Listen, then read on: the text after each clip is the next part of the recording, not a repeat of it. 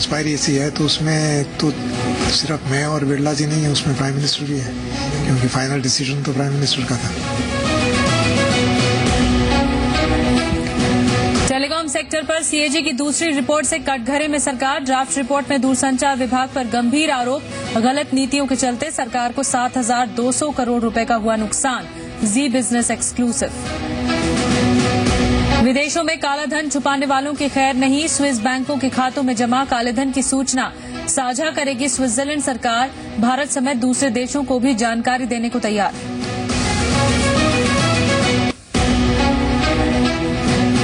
अक्टूबर को CM candidate का ऐलान कर सकती है दिल्ली बीजेपी।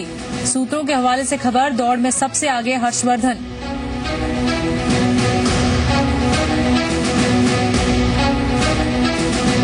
अहमदाबाद में रैली से पहले लालकृष्ण आडवाणी, नरेंद्र मोदी और केशुभाई पटेल दिखे एक साथ। मुलाकात को लेकर अटकलें तेज।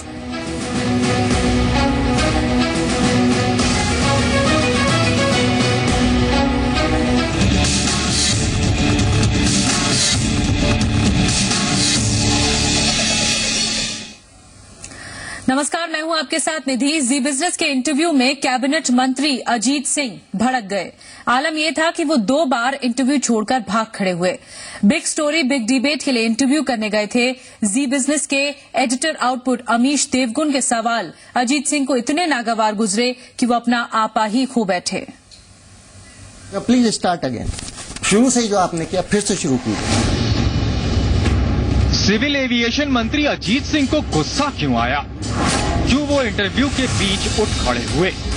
आइए अब हम आपको दिखाते हैं big story big debate program के लिए जब जी बिजनेस के अमीश देव को इंटरव्यू लेने पहुंचे तो जेट एतिहाद डील के सवाल पर अजीत सिंह इतना भड़के कि इंटरव्यू के बीच में ही उठ खड़े हुए। अब आप खुद ही देख लीजिए।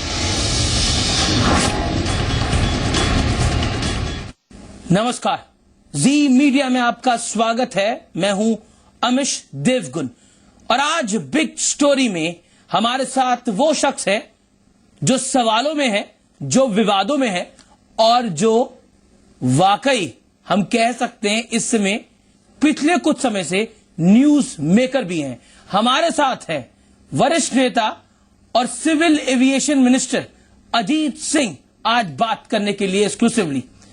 अजीत सिंह साहब, वेलकम टू जी। ठीक है अमीश जी। बिग स्टोरी में आपका स्वागत है। Straight question to you on this issue. हम जेट एतिहाद डील से शुरुआत करते हैं। आखिरकार इतनी जल्दी क्यों थी? ऐसा लग रहा था कि सरकार के पास कुछ काम ही नहीं है। अगर कुछ करना चाहती है तो जेट और एतिहाद की डील कराना चाहती है। What was that? What was hurry? कैसे जल्दी लग रही है आपको? अप्रैल 24 को उन्होंने एग्रीमेंट साइन कर लिया, उसमें भी 8 महीने लगे उनको बात करते हुए और सबको पता था बात हो रही है। और उसके बाद जाके अब वो क्लियर हुआ है अक्टूबर में। तो ये आपको जल्दी लग रही है? मैं आपको कुछ इंस्टेंसेस बताऊंगा, लेकिन आपने सिक्योरिटी के साथ कॉम्प्रोमाइज कर लिया। आपकी सरकार ने सिक्योरिटी के साथ कॉम्प्रोमाइज कर लिया। जी ने ये स्टोरी ब्रेक करी थी, एक्सपोज करी थी जेट एतिहाद डील की जो नॉर्म्स है, जो उसका फाइनल प्रिंट है, जो उसका ब्लू प्रिंट है। क्या आपको वाकई लगता है देश की सिक्योरिटी के साथ समझौता करके जेट एतिहाद डील करा के आप लोग किसको ऑब्लाइज करना चाहते थे? देखिए, पहला मैं आपसे कहना चाहूंगा, आप एक्यूजेशन और बनाने के बजाय पहले सवाल पूछिए। आपने ये नहीं पूछा कि क्या इसमें सिक्योरिटी डील है, आपने कहा आपने सिक्योरिटी कॉम्प्रोमाइज कर दी। Please understand, have some norms, okay? अगर आप एक्यूज करने के लिए आए तो मैं कोई डिफेंडेंट नहीं हूं और आप एक्यूजर हूं। आप पूछ सकते थे कि सिक्योरिटी इशू लगा उठाए। आप तो कह रहे हैं कि आपने सम सिक्योरिटी पे वो कर लिया, तो आपसे बात करने की क्या जरूरत है मुझको? आपने तो अपना मन बना रखा है। नहीं, ना आप सवाल नहीं पूछ रहे। Please start again. शुरू से ही जो आपने किया फिर से शुरू कीजिए। आप तो अक्यूज करने में लगे मुझे। आप रुकिए, फिर से शुरू। विवादों के घेरे में हैं, ये हैं, वो हैं। मैं ऐसे बात नहीं किया। आप सवाल पूछिए कि सिक्योरिटी इशू पे लोगों ने कुछ कहा, क्या है? नहीं सिंह साहब, आप फिर से शुरू कीजिए, कैंसिल कीजिए इसको ना। ऐसे नहीं काम करते। ठीक, कमाल है। आप तो आखिर जो है पहले ही विवादों में हैं और झगड़े में हैं। नहीं, मैंने बोला सवाल। देखिए, आपने 10 इंटरव्यू मैंने दिए पिछले 10, किसी ने ऐसी बात नहीं की जो आप कर रहे हैं। चलिए, आपने सिक्योरिटी को कंप्रोमाइज कर लिया, फिर मैं आपको क्या जवाब दूंगा? आपको क्या पता है सिक्योरिटी क्या होती है? सिविल एविएशन आप किस आधार पर एक्यूज कर रहे हैं मुझको? आप सवाल पूछिए। जी जी सर, सवाल ही मैं आपसे पूछ रहा नहीं, आप सवाल नहीं पूछ रहे हैं। आपने देखा, बताना क्या कहा आपने? मैंने ये बोला कि वाकई क्या आपको लगता है कि इसमें जल्दबाजी हुई? हाँ, फिर आपने सिक्योरिटी का पढ़िए, दूसरा हुआ पढ़िए जरा। मैंने बोला क्या आपको लगता है कि आपकी सरकार ने सिक्योरिटी के साथ कॉम्प्रोमाइज कर दिया इस पे, जो आप पे आरोप लग रहे हैं? जी नहीं। चलिए sir, if you want I can just start it again. चलिए इसी मुद्दे पर चर्चा करते हैं। हमारे साथ मीनाक्षी लेखी जी जुड़ चुकी हैं, स्पोक्स पर्सन बीजेपी से। मीनाक्षी जी, जैसा कि आपने सुना, अगर आपको ये मुद्दा पता हो कि इंटरव्यू के दरमियान अजीत सिंह काफी तिलमिला गए, गुस्सा हो गए, और सवाल ये था कि सिक्योरिटी को लेकर सवाल पूछा जाना था जेट एतिहाद डील पर। वो जब पूछा गया तो उन्होंने कहा कि इस तरह के कोई विवाद है नहीं, और वो उठ गए, तिलमिला गए। आपकी प्रतिक्रिया क्या होगी इस पर? देखिए, प्रतिक्रिया तो स्पष्ट है कि इस तरीके से, जिस तरीके से भ्रष्टाचार होता है यूपीए 1 और यूपीए 2 में, उसमें तमाम लोग शामिल हैं। और जेट एतिहाद डील भारत के फायदे में नहीं है, और उसके कारण कई है, क्योंकि जो एयर इंडिया की बेस और तमाम चीजें थी वो जेट और किंगफिशर को दी गई थी। तो यानी जो पब्लिक प्रॉपर्टी थी वो प्राइवेट को दी गई, और इसलिए दी गई कि हम इंडियन एयरलाइन सेक्टर को बेहतर बनाना चाहते थे, और उसी बेहतरी के लिए कुछ फायदे और लाभ दिए गए थे। साथ ही उसमें क्लॉज होता है कि अगर भारतवर्ष को, मान लीजिए कोई लड़ाई हो जाए, कुछ हो जाए, तो जो इनकी फ्लाइट सर्विस है उसको डाइवर्ट किया जा सकता है, उनको सरकारी काम में लगाया जा सकता है। लेकिन मीनाक्षी जी, बिल्कुल आप ठीक कह रहे हैं। अगर ऐसा है तो पहले ही इस डील को लेकर मेकअप्स और ब्रेकअप सामने आ चुके हैं, और विवाद अब कोर्ट में भी पहुंच चुका है। कोर्ट ने अभी तक इस पूरे मामले पर कोई वर्डिक्ट नहीं सुनाया है। फिर भी क्या उनका जायज था गुस्सा होना, अगर सिक्योरिटी के लैप्सेस को लेकर उनसे अगर कोई सवाल पूछा जाता है जेट एतिहाद डील को लेकर? क्योंकि आरोप ये कहना है कि जो भी है, अगर मीडिया के माध्यम से आपको अपनी सफाई देने का भी मिल रहा है, आपको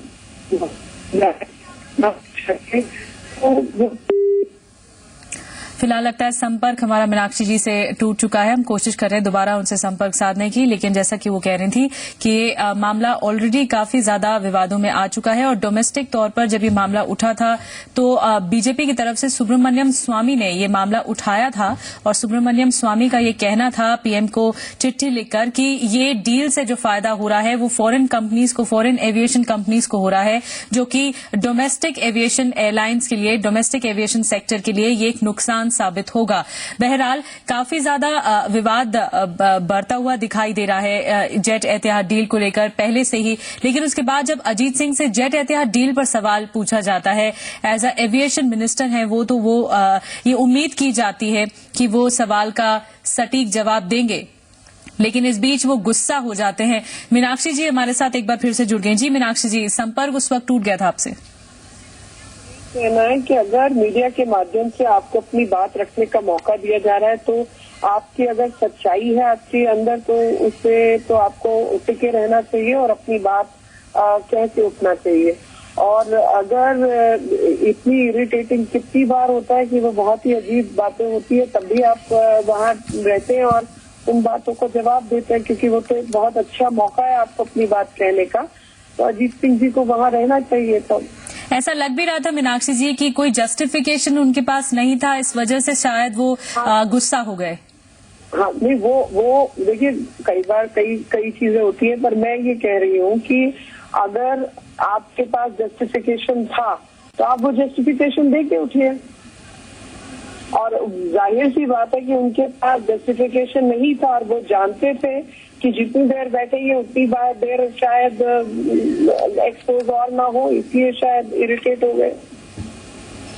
जी, लेकिन मीनाक्षी जी, अब अगर इस डील के बारे में ज्यादा तफसील से बात की जाए तो ये काफी ज्यादा कंट्रोवर्शियल हो चुकी है, जो कि कोर्ट में सुब्रमण्यम स्वामी ने भी पीएम से अपील की है कि इस डील पर फिलहाल होल्ड लगाया जाना चाहिए, होल्ड किया जाना चाहिए जब तक कोर्ट से इसका सोल्यूशन नहीं मिल पाता। नहीं, मुझे इसमें पीएम ऑफिस की ही कई चीजें समझ नहीं आई। जिससे मुझे ये समझ नहीं आया कि पीएमओ ने तो इसको पहले होल्ड किया था और फिर इसको कैसे निकाल दिया। और ये कांग्रेस के भीतर ही कुछ चीजें चल रही हैं जिसका संज्ञान जो है देश की जनता को लेना चाहिए और देखना चाहिए कि क्या क्या जी पीएमओ ने पहले इसको रोका था और फिर जब कर दिया। जी धन्यवाद आपका मीनाक्षी जी, हमसे बातचीत करने के लिए, वक्त निकालने के लिए जी बिजनेस के लिए। तो फिलहाल अजीत सिंह के बारे में बातचीत हम कर रहे हैं। एक इंटरव्यू के दरमियान अजीत सिंह इतना गुस्सा हो गए कि वो सवाल का जवाब भी देना उन्होंने मुनासिब नहीं समझा और उसके बाद वो बीच में ही उठ के इंटरव्यू के चले गए, जो कि ठीक नहीं था उनका रवैया। एक तरफ से तिलमिला गए अजीत सिंह और उनसे सवाल पूछा गया था दरअसल सिक्योरिटी को लेकर, क्योंकि डोमेस्टिक सेक्टर में ऐसा माना जा रहा है कि जब ये डील हुई थी तो ये फॉरेन एयरलाइंस को ज्यादा फायदा पहुंचाने की कोशिश होगी, ऐसा आरोप भी विपक्ष की तरफ से लगाया गया। कैप्टन अभिमन्यु सिंह इस वक्त हमारे साथ हैं, लीडर बीजेपी से। अभिमन्यु जी, आपका फर्स्ट रिएक्शन क्या होगा? आप क्या कहना चाहेंगे? जेट एतिहाद डील पहले ही काफी ब्रेकअप्स हुए हैं, उसके बाद मेकअप करने में अभी पिछले ही हफ्ते देखा कि कैबिनेट की मंजूरी मिली, लेकिन बीजेपी सवाल उठा रही है कि इस पर होल्ड लगाया जाना चाहिए, जैसा कि सुब्रमण्यम स्वामी अपनी अपील में कह चुके हैं पीएम को। आपकी राय क्या होगी इस पर? देखिए, जब से जेट एतिहाद डील साइन हुई है और उसकी चर्चाएं मीडिया के अंदर आई हैं, तो बहुत सारे विवाद इस डील के साथ जुड़े हुए हैं। चाहे वो भारत की सुरक्षा को लेकर के हों, चाहे भारत के जो अबू धाबी है उसके साथ में जो समझौता हुआ है सीट शेयरिंग का, उसको लेकर के हो, किसी एक कंपनी को फायदा पहुंचाने का भी आरोप इसके अंदर लगे हैं। और जिस प्रकार से सरकार ने इसमें जल्दबाजी की है पूरी डील को आगे बढ़ाने में, वो सब इस पूरी डील को संदेह के दायरे में लेकर के जरूर आती है। लेकिन अभिमन्यु जी, ऐसा अजीत सिंह नहीं मानते। वो कहते हैं इसमें कोई जल्दबाजी नहीं हुई, पहले से ही बातचीत चल रही थी और ऑलरेडी 8 महीने हो चुके थे, उसके बाद फिर इसे आगे बढ़ाया गया इस मुद्दे को।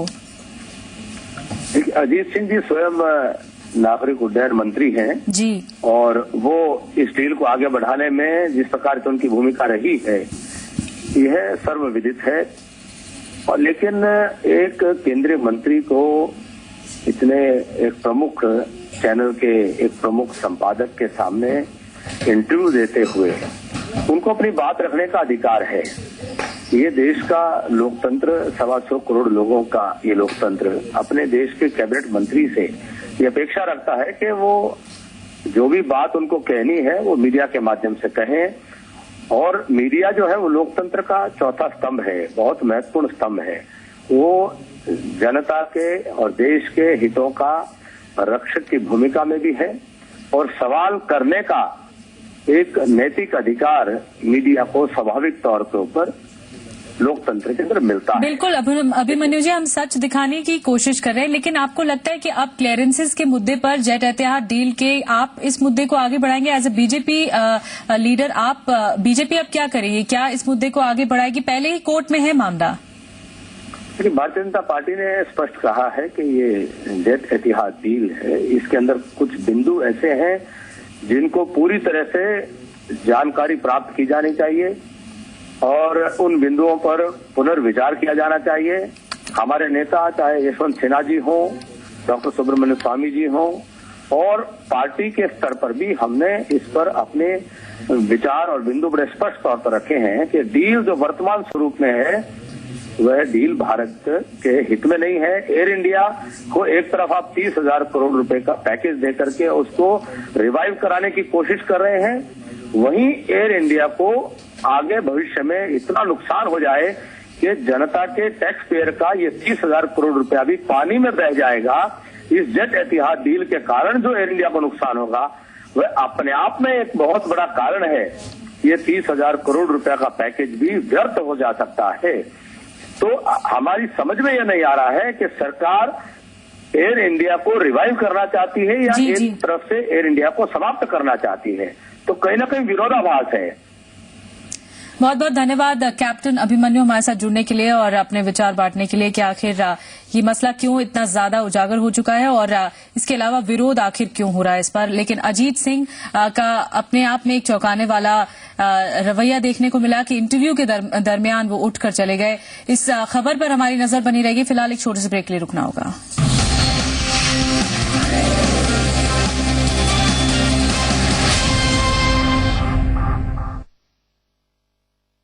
किसी ने अपने हुनर से तराशा मुझे, तो किसी ने अपने हुनर से कमाया मुझे, और किसी ने अपने हुनर से बढ़ाया। हम जानते हैं आपके हुनर का मोल। जी बिजनेस, आपका फायदा। सूरज की मटकी ओए बारिश का रेला, बल्ला घुमई के ओए नहले पे दहला। वो धूप है नीम बारिश करेला, मीठी चूड़ी सा काटने चला। अम्ब्रेला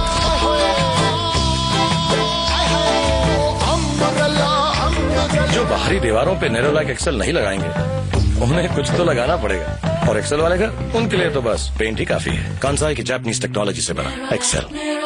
साहब पता नहीं बॉस। बीच में ना बोल।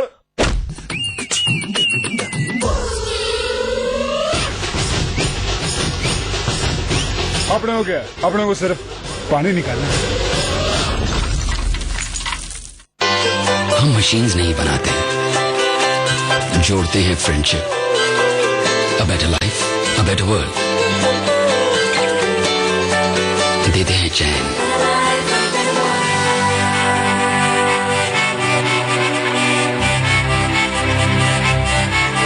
बनाते हैं टफ।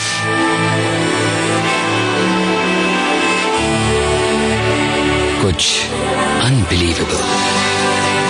हम मशीन्स नहीं बनाते, बनाते हैं A better life, a better world.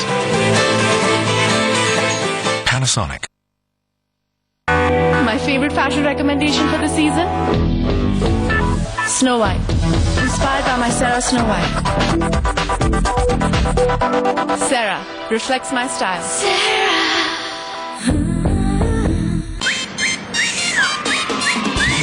रंगों का जोश है, खुशियों का जोश है, टेंशन क्या लेना, दिल है तो जोश है। बाग बाग दिल, बाग बाग दिल, बाग बाग दिल बाग। जब सरोकार से दूर हो सरकार, जब हाशिए पर हो आम आदमी के अधिकार, जब जरूरतों पर हावी हो जाए बाजार, जब देश के सामने खड़े हों कई अहम सवाल, तो जरूरी है बड़ी बहस। Big story big debate with Amish Devgan at 8 PM। प्रायोजक है सोनी एक्सपीरिया Z Ultra। ना आप सवाल नहीं पूछ रहे, प्लीज स्टार्ट अगेन। शुरू से जो आपने किया फिर से शुरू कीजिए। आप तो अक्यूज करने में लगे मुझे।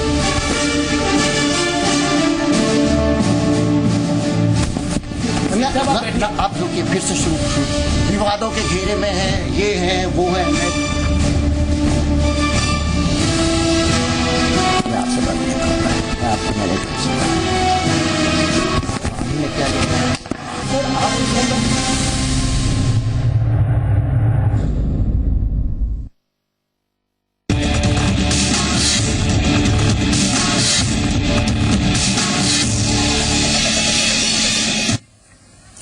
इस बीच एक और बड़ी खबर आई है। अहमदाबाद में आडवाणी ने, लालकृष्ण आडवाणी ने मोदी की तारीफ की है। आडवाणी ने कहा कि मोदी प्रधानमंत्री बने तो उन्हें खुशी होगी। आडवाणी ने यह भी कहा कि मोदी के नेतृत्व में गुजरात में अच्छा विकास हुआ है। इस वक्त अहमदाबाद में आडवाणी और मोदी एक मंच पर साथ मौजूद हैं।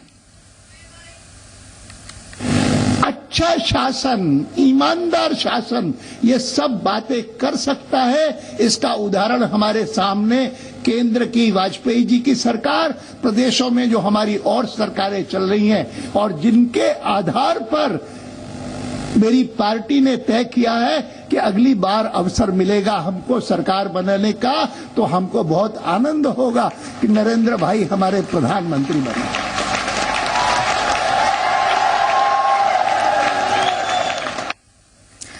तो आपने सुना होगा, लालकृष्ण आडवाणी को मोदी की तारीफ करते हुए नजर आए और उन्होंने कहा कि गुजरात में जिस तरह से विकास हुआ है, अगर देश में इस तरह का विकास होता है तो उन्हें खुशी होगी कि वो नरेंद्र मोदी को प्रधानमंत्री के तौर पर देख पाएंगे। आडवाणी ने कहा कि मोदी प्रधानमंत्री बने तो उन्हें खुशी होगी और आडवाणी ने यह भी कहा कि मोदी के नेतृत्व में गुजरात में विकास तो अच्छा हुआ है, साथ ही देश में भी अच्छे विकास की उम्मीद की जा सकेगी। केतन हमारे साथ इस वक्त अहमदाबाद से जुड़े हैं, उनसे चर्चा करते हैं। केतन, ये दूसरी बार होगा सार्वजनिक मंच पर कि आडवाणी ने नरेंद्र मोदी की तारीफ की है जब से बीजेपी ने पीएम कैंडिडेट के तौर पर नरेंद्र मोदी का चुनाव किया है। देखिए, आज आडवाणी ने साफ तौर पर जो नरेंद्र मोदी की तारीफ की, न केवल तारीफ की लेकिन यहाँ तक कह दिया कि अगर नरेंद्र मोदी प्रधानमंत्री बनते हैं तो मुझे खुशी होगी। तो इसका मतलब साफ साफ है कि अब नरेंद्र मोदी के प्रति जो उनकी नाराजगी थी वो धीरे धीरे कम होती जा रही है। और नरेंद्र मोदी के लिए आज का दिन भी काफी अहम होगा, क्योंकि न केवल उनकी पार्टी में लेकिन विपक्ष से एक मुद्दा बना रहा था कि आप अपने गुरु को ही साइडलाइन करके आगे आने की एक सोच रखते हो, तो आप पूरे देश को कैसे साथ लेकर चलेंगे। लेकिन आज जबकि आडवाणी ने एक उद्घाटन समारोह में बोल दिया साफ साफ कि अगर आप प्रधानमंत्री बनते हैं तो मुझे काफी खुशी होगी, और जहां पर लोग उपस्थित थे उन्होंने तालियां बजाकर उनका स्वागत किया। तो एक कहीं न कहीं न केवल आडवाणी और खासकर मोदी जी के लिए आज का अच्छा दिन है, लेकिन पूरे भारतीय जनता पार्टी के लिए भी एक अच्छा दिन माना जाएगा कि एक जो विवाद चल रहा था कि आडवाणी नाखुश है और भी कई सारे लोग आडवाणी के रास्ते पर है, तो अगर आडवाणी जैसे लोग इस तरह के बयान करते हैं तो मोदी के लिए ये दिन अच्छा है और आगे जाकर उनकी जो प्रधानमंत्री की दौड़ है उनमें से वो काफी तेज गति से आगे जा सकते हैं, ऐसा इस बयान के बाद लग रहा है। बिल्कुल केतन, क्या ये सवाल पूछना लाजमी है कि दूरियां अब कम हो रही है, नाराजगी कम हो रही है आडवाणी और नरेंद्र मोदी के बीच? देखिए, हम अभी तो साफ तौर पर यह नहीं कह सकते कि आडवाणी पूरी तरह से नरेंद्र मोदी से प्रभावित है, क्योंकि उन्होंने 2 बार अपनी नाराजगी प्रकट की है, चाहे वो गोवा का अधिवेशन हो, चाहे जब प्रधानमंत्री के पद के उम्मीदवार का जब चयन होता था तब वो उनकी जब गैरहाजिरी थी। लेकिन हम कह सकते हैं कि आज के बयान के बाद जब जब आगे कभी भी पब्लिक फंक्शन होगा, जब बड़ी रैली होगी, तब दोनों की नजदीकियां और आगे आएगी। लेकिन एक अहम दिन होगा नरेंद्र मोदी के लिए आज का दिन, क्योंकि आडवाणी जो कि एक शीर्षस्थ नेता है भारतीय जनता पार्टी के, उन्होंने जब ये मान लिया कि नरेंद्र मोदी अगर प्रधानमंत्री होते हैं तो मुझे काफी खुशी होगी, तो कहीं न कहीं उनकी नाराजगी कम होती दिख रही है और आगे भी इसमें इजाफा होगा। और इसी बात को भुनाने में जो मोदी कैंप है वो कोई कसर भी नहीं छोड़ेगा, इतना हम साफ कह सकते हैं। धन्यवाद केतन आपका जानकारी के लिए। तो भोपाल के मंच के बाद, भोपाल में सार्वजनिक मंच की रैली के बाद अब एक बार फिर से अहमदाबाद में दोनों साथ साथ देखिए लालकृष्ण आडवाणी और नरेंद्र मोदी। ऐसा लग रहा था कि दूरियां कम हो रही हैं, क्योंकि जैसा कि लालकृष्ण आडवाणी ने भाषण में कहा है कि वो नरेंद्र मोदी अगर पीएम बनते हैं तो उन्हें खुशी महसूस होगी। आगे बढ़ते हैं। एनएसएल के पूर्व एमडी और सीईओ अंजनी सिन्हा के ऊपर शिकंजा कसता जा रहा है। जी बिजनेस को एक्सक्लूसिव खबर मिली है कि एनफोर्समेंट डायरेक्टरेट यानी ईडी अंजनी सिन्हा से पूछताछ कर रही है। 2 दिन पहले ही ईडी ने एनएससीएल मामले में एफआईआर दर्ज की है और वहीं अंजनी सिन्हा की पत्नी से मुंबई पुलिस की आर्थिक अपराध शाखा यानी ईओडब्ल्यू पूछताछ कर रही है। इसके साथ ही एमसीएक्स के बोर्ड से जिग्नेश शाह और श्रीकांत जावलेकर भी इस्तीफा दे सकते हैं। 22 अक्टूबर को एक्सचेंज की बोर्ड बैठक में इस पर फैसला हो सकता है। तरुण शर्मा इस वक्त ज्यादा जानकारी के साथ मौजूद है। तरुण, अंजनी सिन्हा से क्या अभी भी पूछताछ जारी है? बिल्कुल, इस समय अंजनी सिन्हा के ईडी डिपार्टमेंट उनके साथ पूछताछ कर रहे हैं। वहीं उनकी जो पत्नी है उनसे ईओडब्ल्यू ने अपनी पूछताछ पूरी कर दी है। बेसिकली उनकी जो पत्नी है वो अंजनी सिन्हा का रिप्रेजेंटेशन वहां पर दे रही थी। उनका कहना था कि ईडी की तरफ से सम्मन आया था, इस वजह से वो आज ईओडब्ल्यू के सामने पेश नहीं हो पाए हैं। इस खबर की पुष्टि ईओडब्ल्यू ने भी कर दी है कि अंजनी सिन्हा आज ईओडब्ल्यू में नहीं आएंगे। और वहीं 22 अक्टूबर को एमसीएक्स का जो बोर्ड है वो रिकॉन्स्टिट्यूट होने जा रहा है। पिछले हफ्ते ही जी बिजनेस ने इस खबर को ब्रेक किया था, तो ये बताते हुए कि जो गवर्नमेंट बैंक्स और पीएसयू से नॉमिनेशन मंगाया गया है, तो उम्मीद की जा रही है कि एमसीएक्स बोर्ड की जो 22 अक्टूबर को मीटिंग होने जा रही है उसमें श्रीकांत जावलेकर और जिग्नेश शाह दोनों ही बोर्ड से इस्तीफा दे सकते हैं। ओवर टू यू तरुण। लेकिन जो ये खबर आ रही है कि अंजनी सिन्हा की पत्नी से भी मुंबई पुलिस की आर्थिक अपराध शाखा ईओडब्ल्यू पूछताछ कर रही है, इस बारे में क्या अपडेट है? बिल्कुल, जो अंजनी सिन्हा को आज ईओडब्ल्यू में पेश होना था, क्योंकि 1 तारीख का ईओडब्ल्यू ने उनको सम्मन भेजा था, जो आज करीबन 15 दिन बीत जाने के बाद भी अंजनी सिन्हा उनके सामने पेश नहीं हुए थे।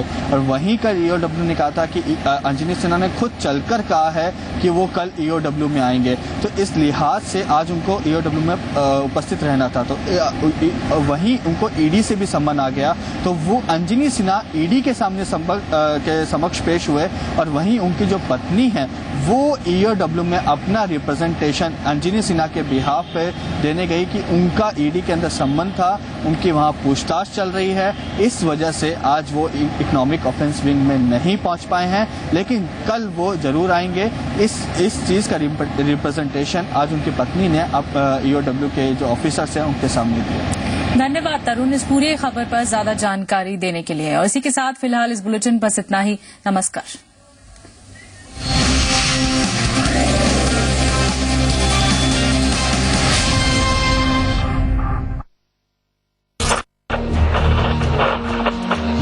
जब सरोकार से दूर हो सरकार, जब हाशिए पर हो आम आदमी के अधिकार, जब जरूरतों पर हावी हो जाए बाजार, जब देश के सामने खड़े हों कई अहम सवाल, तो जरूरी है बड़ी बहस। Big story big debate with Amish Devgan at 8 PM। प्रायोजक है Sony Xperia Z Ultra। Tonight on Zee business at 7 PM Anuya Yadav के साथ न्यूज 360 में खबरें दलाल स्ट्रीट की, कारोबार जगत की, राजनीति की और खेल की। एट 8 PM अमीश देवगन के साथ 8 PM स्पेशल में दिन की बड़ी खबर पर बड़ी शख्सियतें रखेंगे अपनी बात, यानी बड़ी खबर बड़ा नजरिया। एट 8:30 PM राजीव रंजन झा के साथ हॉट स्टॉक्स में बात उन शेयरों की जो कल बनेंगे हॉट स्टॉक, साथ ही दिन भर के बाजार का लेखा जोखा।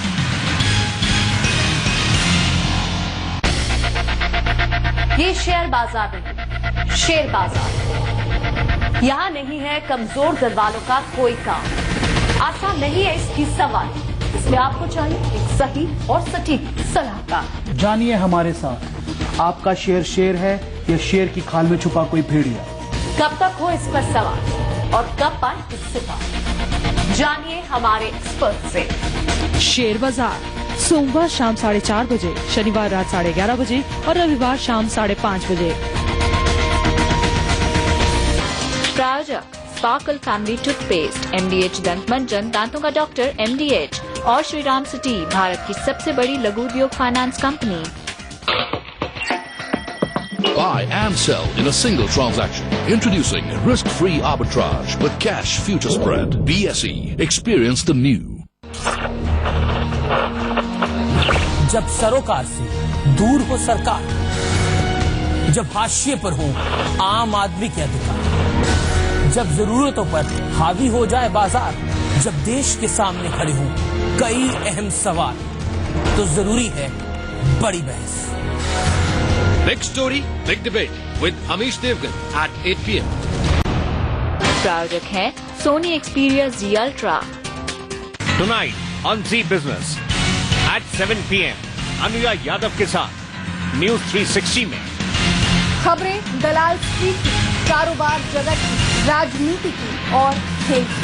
एट 8 PM अमीश देवगन के साथ 8 PM स्पेशल में दिन की बड़ी खबर पर बड़ी शख्सियतें रखेंगे अपनी बात, यानी बड़ी खबर बड़ा नजरिया।